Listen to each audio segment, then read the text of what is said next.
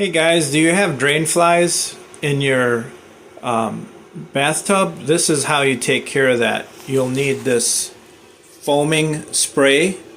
You'll need to remove this cover here and take out the mechanism because there's a tube where the flies and eggs could stay in, and then you also foam this.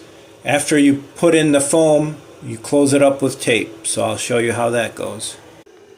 Okay, now that we've removed this mechanism, we'll put the tube in all the way and then fill it up with foam and pull up as we go. There we go, it's filling up.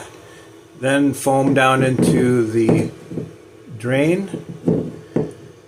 Okay, and then we're going to seal it up with tape. Okay, now that it's sealed up with tape, we'll leave it for 8 hours. You will not see any drain flies after that. Give us a thumbs up.